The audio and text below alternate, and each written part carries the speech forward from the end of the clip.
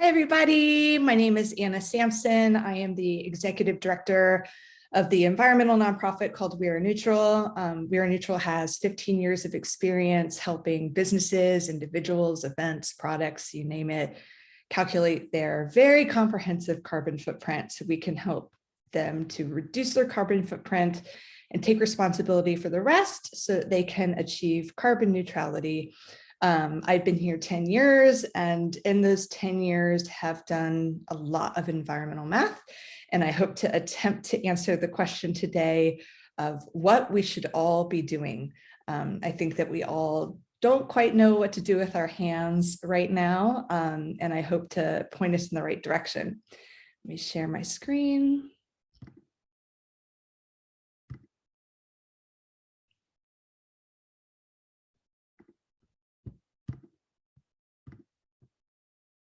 Hopefully you all can see that okay.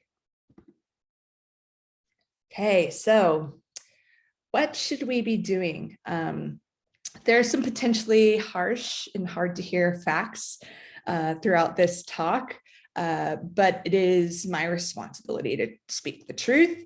And I hope that everybody's able to walk away with some tangible things that they can be doing and a sense of empowerment when it comes to this question, what do we need to be doing to fight climate change? And while there might be some harsh realities, I hope that you hear the optimism and the hope that is threaded throughout as well, because I am very hopeful, confident, and optimistic that, that we care enough about humanity that we're going to restore balance to our planet. First, I want to talk a little bit about why does this matter? I think the audience here today probably has a pretty good understanding of why this matters. Florida Climate Week is dedicated to helping everybody understand the realities of climate change in our home state. And to be honest, things are not looking great. This is the amount of carbon dioxide that is in our atmosphere. This chart ends in 2018, but since then it has only gotten worse. In Florida, we have been feeling the effects of this for years. Extreme weather like hurricanes, tropical storms, tornadoes have become super common and intense. Cities are racing to elevate their roads and their infrastructure. Higher temperatures are reducing agricultural yields. Flooding and storm surges are affecting every single community in our state. So the Paris Agreement in 2015 set forth a goal for our global temperature not to increase past 1.5 degrees Celsius since pre-industrial era, but we are looking to reach 1 to 5.5 degrees Celsius of an increase, and the actual number is going to be up to us. So not only does climate change disrupt natural Earth systems in our daily lives in Florida, but it also comes with a huge economic cost. The United Nations Intergovernmental Panel on Climate Change reported that tidal flooding worsened by sea level rise has led to $500 million in lost real estate value from 2005 to 2016, and that's in Miami-Dade alone. As coral reefs die from warming waters, change in ocean circulation, sea level rise caused sedimentation and ocean acidification, Florida stands to lose $55 billion in reef-related tourism money. All of this is a reminder that there is no economy and there is no profit on a dead planet. So why does this talk and taking action matter? It is a life or death situation. We need to be acting like our home is on fire, because it is. Every single thing that we do is impacted by climate change. On that beautiful note, if you're worried that it's too late to do anything about climate change and we should just give up, I have great news for you. That day is not coming in your lifetime. As long as we have breath in our bodies, we are going to have work to do to restore balance to the planet. I do believe that we've got this, but we've got to face the facts. And after 10 years of calculating carbon footprints, analyzing human behavior and the climate crisis, reading hundreds of books and watching hundreds of documentaries, here are my absolutely genuine thoughts on what we need to be doing. These are listed in order of how important and impactful I believe that they are. So number one, be kind to yourself and others. This might not be what you're expecting to be my number one thing, but we think about self-care, being kind to each other, climate change, saving the whales as categorized things. But it is all connected. We are all connected, and it's going to take all of us to get where we need to be.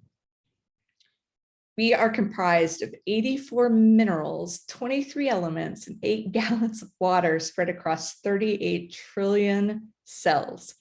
You have been built up from nothing by the spare parts of the earth that you have consumed according to a set of instructions hidden in a double helix. You are not living on earth, you are earth. Everything on this earth that is alive is connected, and we need to heal collectively. We cannot think of making the right environmental choice if we're just trying to survive. Our emotional buckets have got to be full in order to have anything to offer in terms of solutions. And the people working the hardest to survive, marginalized communities, Black, Indigenous, people of color, underdeveloped countries, they are contributing to the problem the least, and they are affected by the problem the most. So number two is realize that it's all connected. We cannot solve the climate crisis without solving all crises. Everything is connected. I urge you to become familiar with the Sustainable Development Goals. These goals were developed by the United Nations and act as a blueprint for achieving peace and prosperity for all. This framework does a really good job of organizing global social and environmental issues into different categories that people can understand where we stand, the progress that's been made, the work that still needs to be done, and how interconnected it all is. So take a second to think about, which one of these goals inspires you the most and could potentially be a place for you to get involved. Number three, get inspired. Watch documentaries. I do this for a living. I learn 100 new things every single day that continue to inspire me and change my behavior. Here are some of the documentaries that my team loves. Another thing to become inspired is to follow some awesome groups on social media. If you are scrolling on your phone, you might as well be getting some powerful and insightful information from some pretty awesome groups. Here are some of my team's favorite groups, and seek out the inspiration that hits close to home for you. If you are not able to really connect with the wildfires that are going on in the West, start something that's on the coast. We have plenty of work to do here. Ground zero of climate change, state of Florida. Number four, talk about it. It is time to be gracefully pushy. I sent out a brief documentary about plastic water bottles, and every single person that I sent it to said they have not been able to purchase a plastic water bottle since. It takes one aha moment for someone to stop or change their behavior, and you could provide that one aha moment. Overcoming tension is how we grow to incorporate change. So talking to one another is absolutely necessary to combat climate change. We all have encountered those who might be resistant. Don't assume bad intent and justify your argument beyond just having passion. I'm going to drop a link into the chat box of my favorite clip that talks about this. Dr. Catherine Hayhoe was on Jimmy Kimmel and does a very good job of inspiring us and letting us know how we can all talk about it.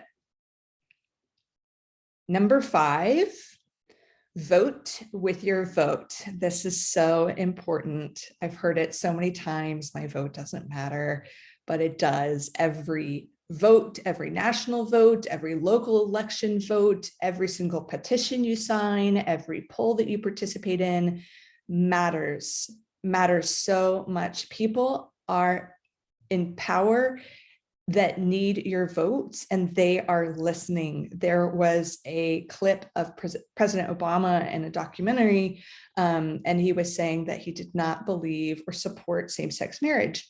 And a couple months later, there was a clip of him saying that he did support same-sex marriage. And what happened was the polls changed. We let it be known that this was important to us, and therefore it became important to him. So whether or not things change for the right or wrong reasons, people in power absolutely need our vote to remain in power, and our voice matters. It can change the polls. Let's see. Oh, we really love the Citizens Climate Lobby. I'll drop a link to that organization's website in the chat box. And they help point you to petitions and see how you can get involved. And also, I'd love for you to take 5 minutes after this talk to update your voter registration information. It's very important. You don't want to get there the day of and realize that you are not able to vote. I will drop another link in the chat box to point you in the right direction there. Midterm elections run this year, which has a tremendous impact on local and state environmental action. Along with voting with your vote, vote with your dollars. 90 corporations, this is another quote from Dr. Catherine Hayhoe, 90 corporations are responsible for 2/3 of all the pollution that has been created since the dawn of the industrial era. You could fit all 90 of those CEOs onto 3 buses. These 90 polluters are primarily big oil.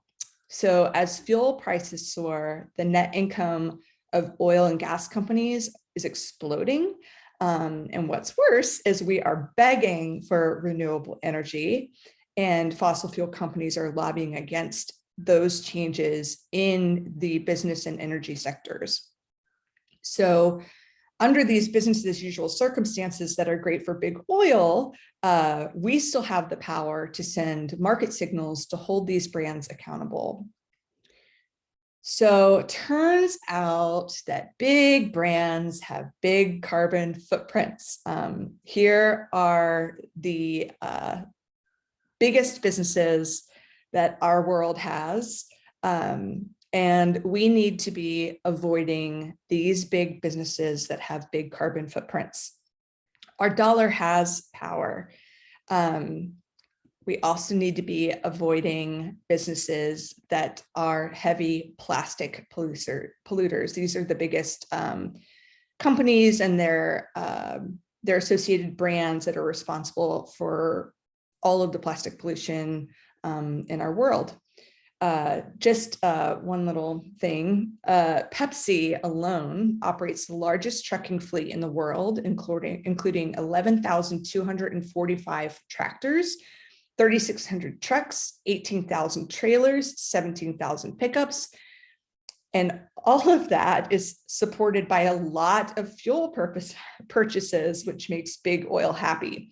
So everybody's kind of working together, but that is a lot of pollution for us to have a soda.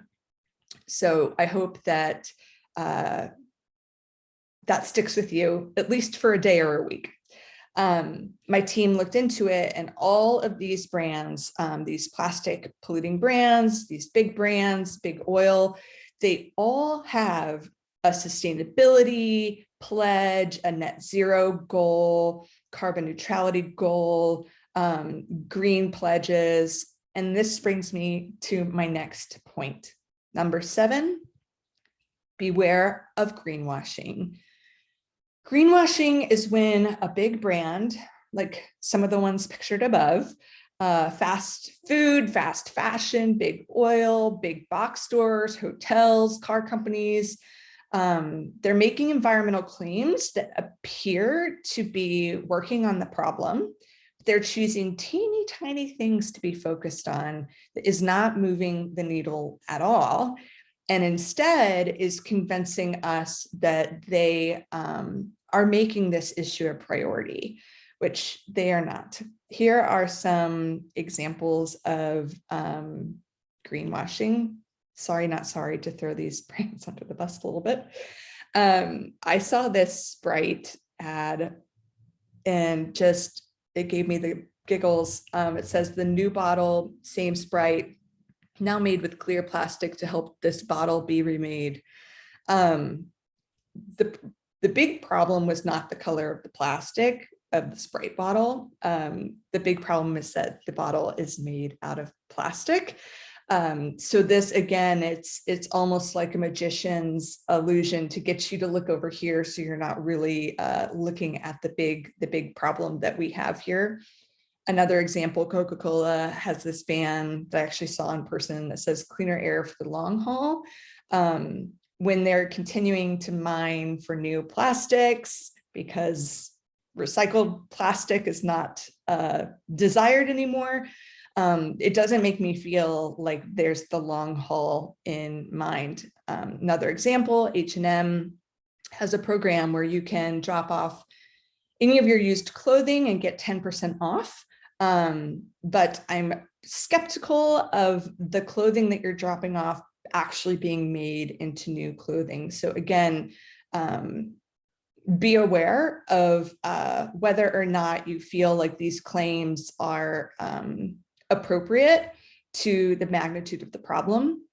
And the last example is this Huggies image where they did not change the product at all. They just changed the packaging. So with the image of leaves and the words like pure and natural, we are to think that that this product is taking responsibility for its environmental impact.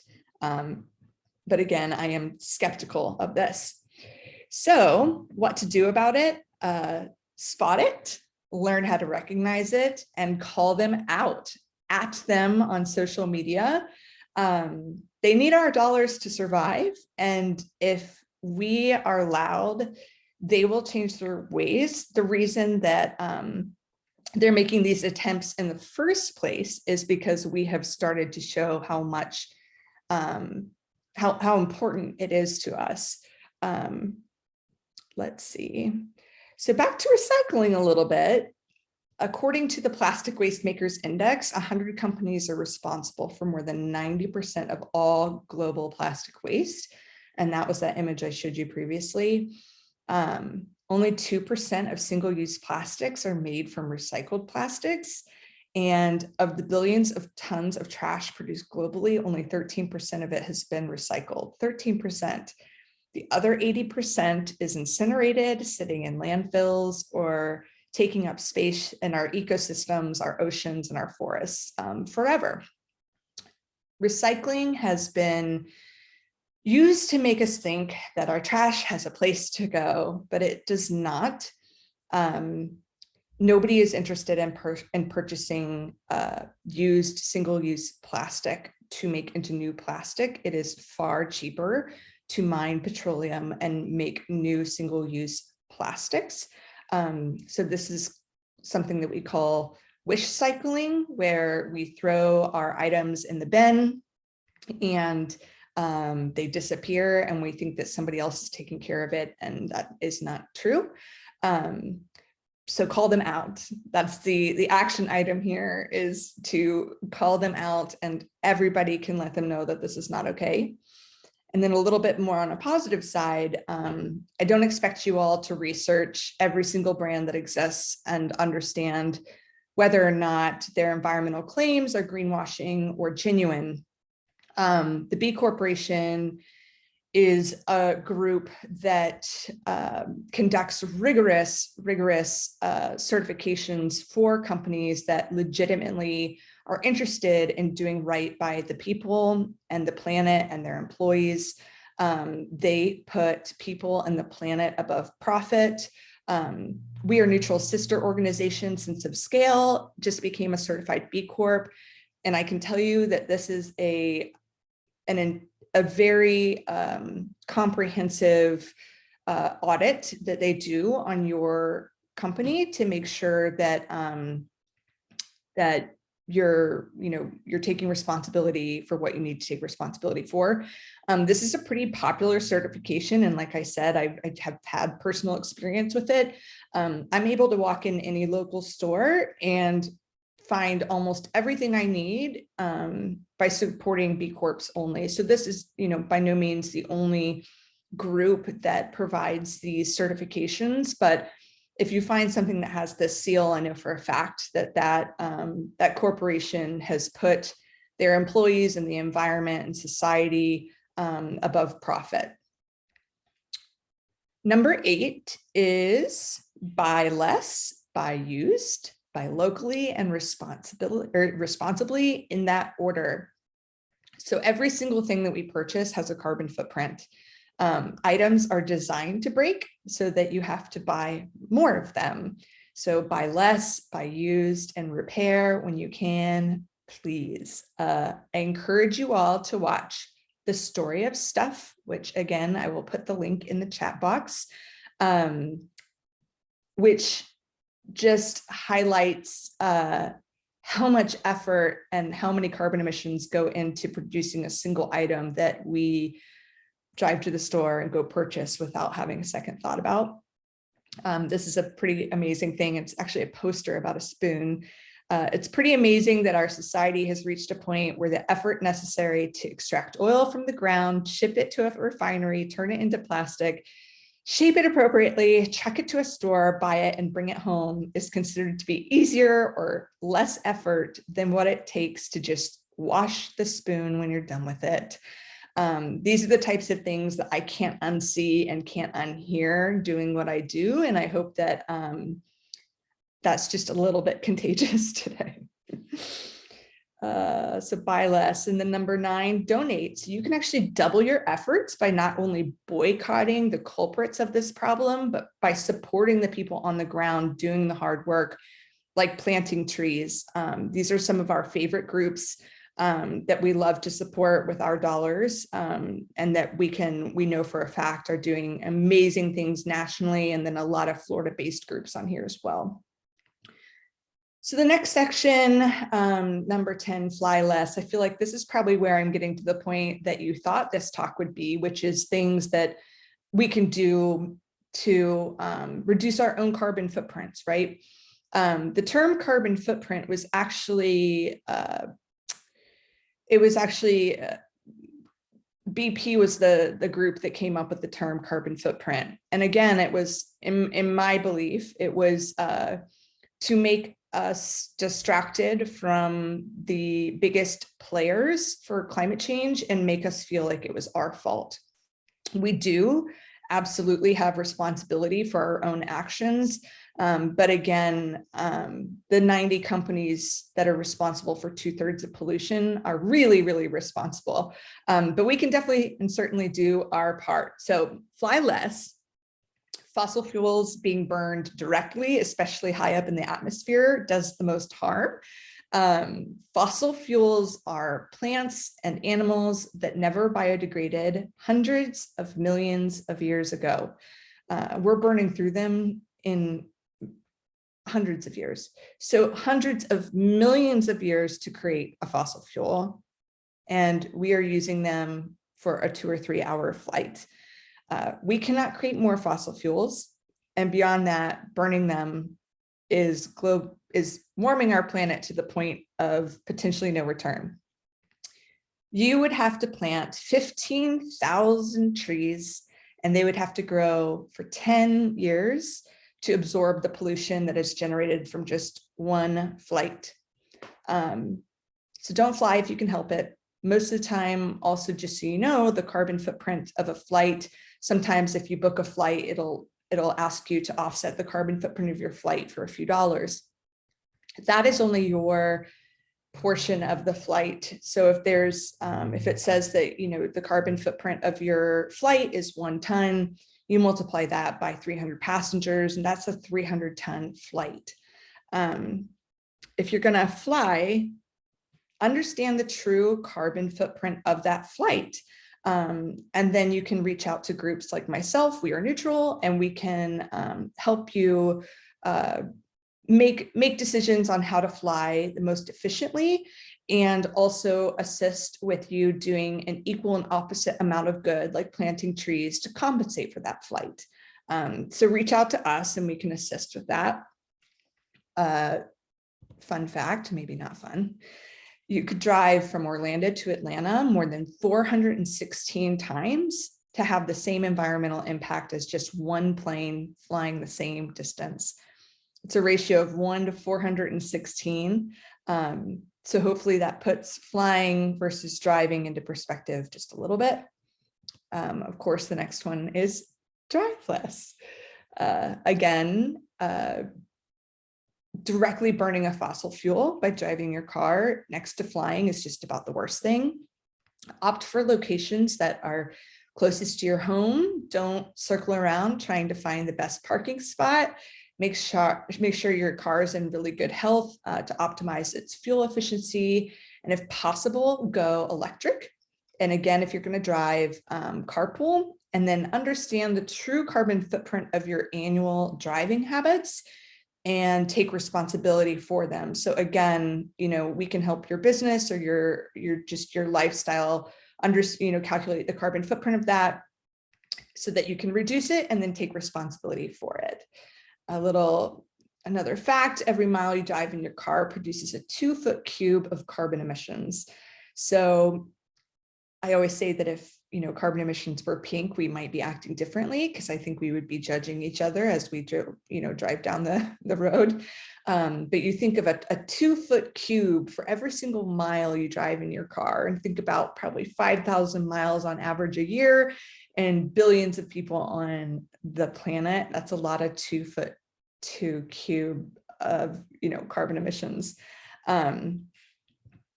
Use less energy. This is number 12. Every time you switch on a light, turn on a TV, bump up your thermostat, fossil fuels are again being burned to create energy. Turn lights off when you can, unplug all of your devices. You have to unplug them and not just turn them off. And, put on a sweater or take off clothes instead of reaching for the thermostat.